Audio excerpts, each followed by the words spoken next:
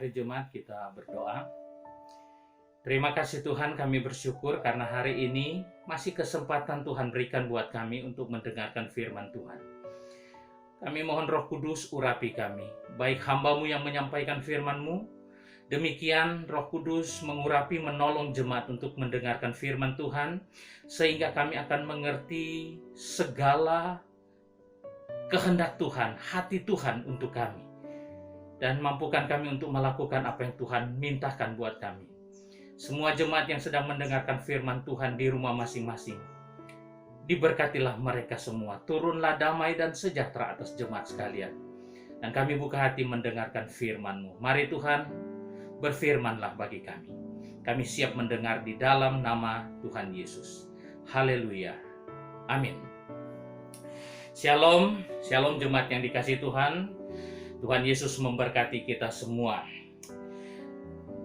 Hari-hari ini kita sering dengar slogan ini, ya, Indonesia tidak baik-baik saja. Indonesia tidak baik-baik saja. Nah, kenapa muncul slogan ini? Saya kira karena kondisi darurat COVID-19 yang semakin merajalela di negara kita, ya, dan ini sangat-sangat memprihatinkan, ya. Dan kita pun jemaat mengalami pergumulan ini. Selaku gembala, saya masih merasa sedih, ya, dengan meninggalnya jemaat kita Bapak Mustafa. Ini kehilangan buat kita, ya, dengan pergumulan yang dialami dalam hitungan jam ketika masuk rumah sakit. Akhirnya penanganan medis pun tidak bisa menolong, sehingga Pak Mus akhirnya harus tutup usia dalam pergumulan sakit COVID, ya. Yang saya tahu, Jumat minggu lalu Pak Mus itu sudah mulai dalam keadaan kurang sehat, kemudian rawat di rumah, dan di rumah ketika sesak ada oksigen di rumah dengan upaya mereka mandiri. Tetapi hari Jumat kemarin jam 3 pagi akhirnya harus cari rumah sakit muter-muter untuk dapatkan pertolongan karena sudah masa kritis. Dan siang hari akhirnya baru dapat rumah sakit di daerah Cibinong. Tetapi sore kemarin, sekali lagi dengan penanganan medis, akhirnya tidak menolong, dan Pak Mus akhirnya harus pulang ke rumah Bapak. Dan ini menyedihkan.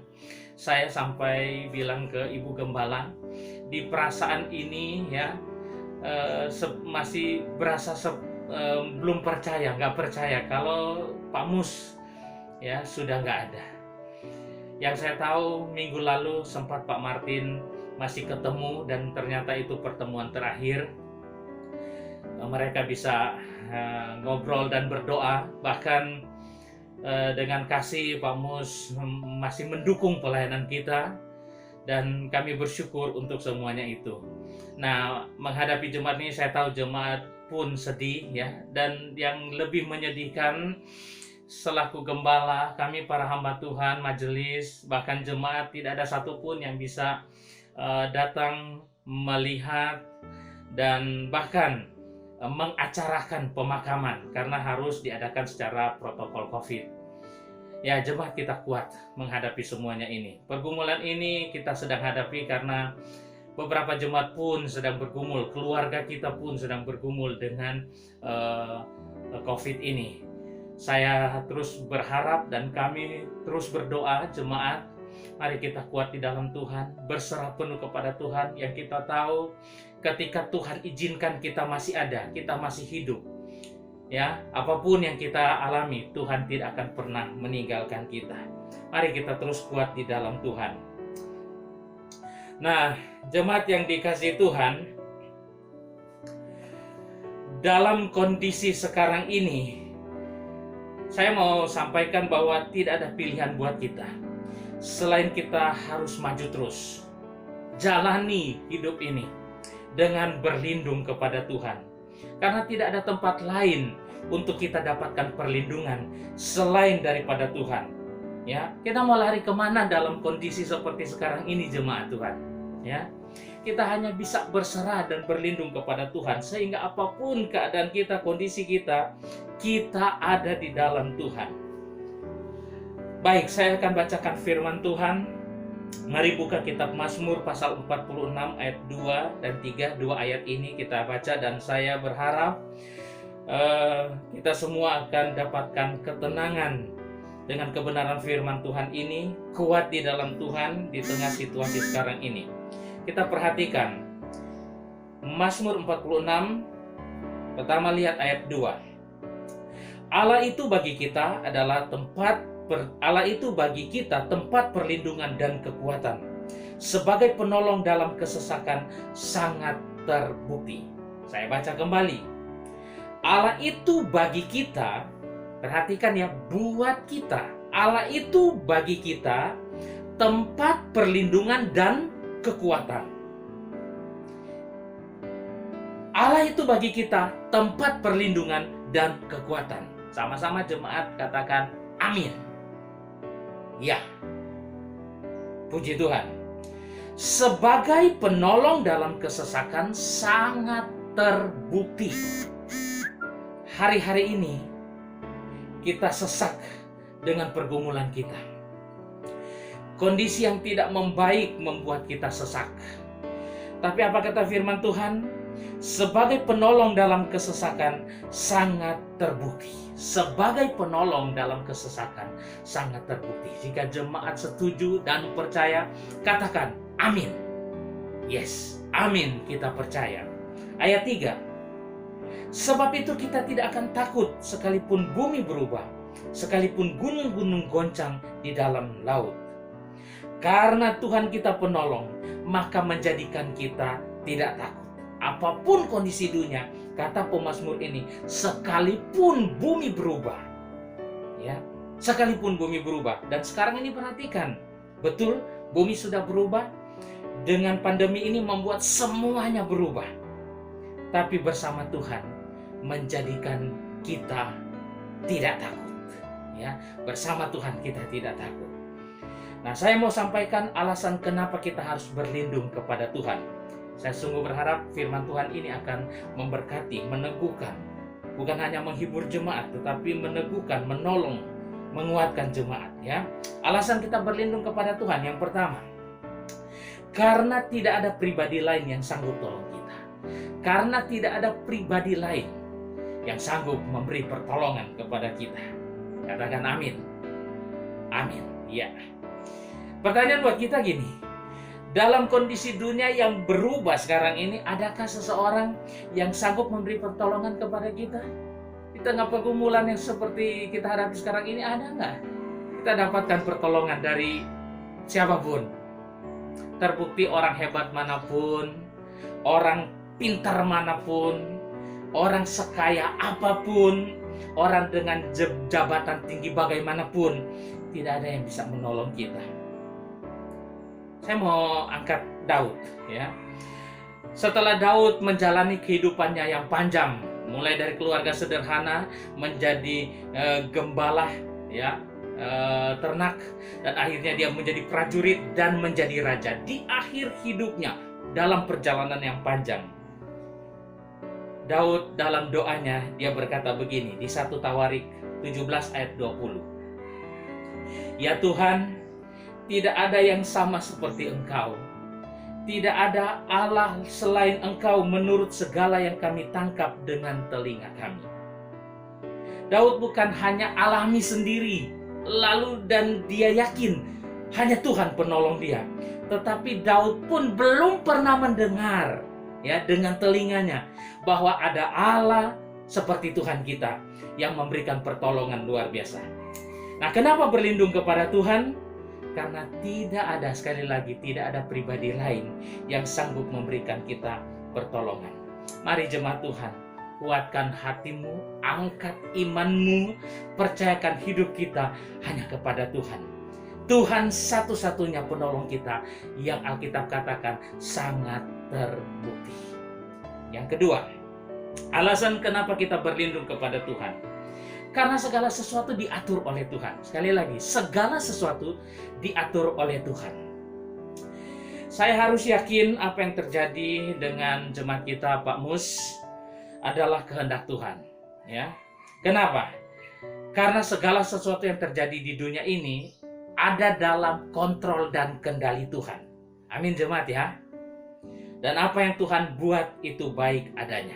Saya bacakan Mazmur 37 ayat 23. Tuhan menetapkan langkah-langkah orang yang hidupnya berkenan kepadanya. Tuhan menetapkan langkah-langkah orang, anak-anak Tuhan. Semua ada di dalam ketetapan Allah. Sejauh perjalanan kita sampai hari ini, termasuk pergumulan-pergumulan, bahkan sampai ada yang dipanggil Tuhan, itu semua dalam ketetapan Allah. Mazmur 139 ayat 4. 139 ayat 4. Sebab sebelum lidahku mengeluarkan perkataan, sesungguhnya semuanya telah kau ketahui, ya Tuhan. Bukan saja hanya apa yang terjadi di dalam dunia ini, tapi apa yang ada di hati dan pikiran manusia, di hati pikiran kita, sebelum kita ucapkan, Tuhan sudah tahu. Semua Tuhan tahu, Tuhan Maha tahu, ya. Dan semua Tuhan atur dan Tuhan tetapkan. Tetapi yang menjadi ketenangan bagi kita, ya, kalau Tuhan yang atur dan Tuhan yang tetapkan, itu baik adanya. Sekali lagi, ini yang menjadi ketenangan buat kita. Kalau Tuhan yang atur, kalau Tuhan yang tetapkan segala-galanya, maka kita percaya itu baik adanya. Apakah sesuai dengan harapan kita? Apakah sesuai dengan rencana kita atau tidak? Kalau itu dari Tuhan, itu sudah benar dan baik buat kita. Siapa yang mau sakit? Apalagi siapa yang mau mati? Tapi kalau itu Tuhan izinkan, kalau itu jalan-jalannya Tuhan, itu yang terbaik yang Tuhan berikan buat kita. Yang ketiga, alasan kenapa kita berlindung kepada Tuhan. Karena hanya Tuhan yang membuat kita tenang. Karena hanya Tuhan yang membuat kita tenang. Mazmur 62 ayat 2. Hanya dekat Allah saja aku tenang, daripadanya lah keselamatanku. Hanya dekat Allah saja aku tenang, ya, daripadanya lah keselamatanku. Jemaat yang dikasihi Tuhan, adakah kalimat lain di dunia ini yang dapat membuat kita tenang selain daripada firman Tuhan ini? Hanya dekat dengan rumah sakit kita tenang. Apakah iya seperti itu? Dekat dengan dokter yang hebat kita tenang, ya. Punya BPJS kita tenang. Dapat bansos kita tenang. Dekat dengan orang kaya kita tenang. Apakah seperti itu? Bahkan dekat dengan pendeta pun bukan jaminan kita tenang. Hanya dekat Allah saja, satu-satunya pribadi yang membuat kita tenang. Allah Tuhan kita. Karena pendeta, gembala pun saya, ya, hanya tenang ketika dekat dengan Tuhan. Ayat 6. Hanya pada Allah saja kiranya aku tenang, sebab daripadanya lah harapanku, keselamatanku, harapanku. Hanya datang daripada Tuhan, dan itu membuat kita tenang. Karena itu jemaat Tuhan, mari kita berlindung kepada Tuhan. Saat-saat ini kita tidak bisa mengandalkan apapun dan siapapun. Ada satu tulisan ini terakhir saya mau sampaikan. Ada satu tulisan yang saya kutip yang bagus, ya. Tulisan ini menyadarkan kita bahwa apapun yang kita miliki tidak bisa menolong kita sebetulnya. Ada satu tulisan dari putri seorang miliarder, ya. Miliarder ini bernama Antonio Vieira Monteiro. Antonio ini adalah presiden direktur Santander Bank Portugal. Dia meninggal karena COVID-19 ini, ya, setelah dia pulang dari Italia. Nah, putrinya menuliskan di medsos seperti ini, saya tulis. Kami keluarga kaya raya, tapi ayahku meninggal seorang diri. Sulit bernafas seperti tercekik karena mencari sesuatu yang gratis tanpa biaya. Sedangkan harta yang dikumpulkan ternyata tidak membantunya, bahkan ditinggalkan selamanya di rumah. Nah, ini bukan sekedar curhat yang kita dengar ya, tetapi saya melihat begini, lebih dari itu. Ini menyadarkan kita, siapapun manusia, sehebat apapun dia, sekaya apapun, ya, sebanyak harta, seperti apapun yang dia punya, tidak bisa menyelamatkan diri sendiri. Puji Tuhan kalau mati di dalam Tuhan. Alkitab bilang berharga di mata Tuhan kematian orang yang dikasihinya. Tapi betapa celaka kalau mati di luar Tuhan. Nah, saya mau sampaikan kepada jemaat gini. Hidup kita ada di dalam tangan Tuhan. Jika Tuhan izinkan kita masih hidup, mari kita berlindung kepada Tuhan. Dalam kondisi seperti ini, mari berlindung kepada Tuhan. Kita nggak bisa cari siapa-siapa, lari kepada siapa-siapa, nggak bisa. Ya, jika kita masih ada waktu, masih hidup, mari kita berlindung kepada Tuhan. Jika sudah waktu Tuhan datang buat kita seperti Pak Mus, maka kita percaya kita diselamatkan di dalam Tuhan. Dan saya kira ini yang namanya esensi hidup, ya, esensi hidup kita sebagai anak Tuhan. Oke, jemaat yang dikasihi Tuhan, sekali lagi kita masih diizinkan Tuhan hidup sampai hari ini, sekalipun persoalan, pergumulan tidak berhenti. Tapi saya mau beritahu, mari jemaat jangan lemah. Jangan lemah. Apalagi undur daripada Tuhan. Mari kita mau terus berlindung kepada Tuhan. Kita percaya Tuhan tidak membiarkan kita. Karena Tuhan kita adalah Allah yang setia. Beberapa jemaat sedang bergumul, saya tahu. Dan saya berulang-ulang bilang, kami minta maaf. Dalam kondisi begini kita tidak bisa saling berkunjung. Tetapi mari kita saling memberikan informasi dan kita terus berdoa. Kuat di dalam Tuhan. Bagi jemaat yang sedang mengalami pergumulan, apapun itu, terlebih yang sedang sakit, mari terus berharap kepada Tuhan. Berlindung kepada Tuhan. Karena kita tahu apa yang Tuhan lakukan itu baik buat kita. Kalau kita diizinkan Tuhan, maka Tuhan tidak akan membiarkan kita. Bahkan dari sana kita harapkan ada mujizat terjadi, menjadi kesaksian. Tapi selebihnya kita berserah kepada Tuhan. Karena hidup kita ada di dalam tangan Tuhan. Hidup mati ada di dalam tangan Tuhan. Ujung-ujungnya kita dipanggil Tuhan. Tapi kalau Tuhan masih izinkan kita hidup dan kita masih berharap kita ada, maka kita mau berserah terus kepada Tuhan. Ketika waktunya Tuhan, wow, luar biasa, kita sudah diselamatkan di dalam Tuhan. Amin, jemaat yang dikasihi Tuhan, ya. Terus maju, terus kuat di dalam Tuhan. Jangan menyerah dengan keadaan ini, terus berlindung, berharap kepada Tuhan. Pertolongan Tuhan tidak akan pernah berhenti. Kalau Tuhan izinkan kita masih ada hari ini, minggu depan, bulan depan, tahun depan, Tuhan tidak akan membiarkan kita berlindung kepada Tuhan. Tapi kalau sudah waktunya Tuhan buat kita nggak bisa apa-apa. Karena segalanya adalah milik Tuhan. Baik jemaat yang dikasihi Tuhan, mari tundukkan kepala dan kita berdoa. Bapa, dalam nama Tuhan Yesus, aku berdoa buat jemaat yang sekarang sedang bergumul, yang sakit, yang bergumul apapun. Kami percaya Engkau Allah penolong kami. Kepadamu kami berlindung dan kami minta di dalam nama Tuhan Yesus, dari tempat ini hamba-Mu berdoa. Jamahan Tuhan terjadi bagi jemaat.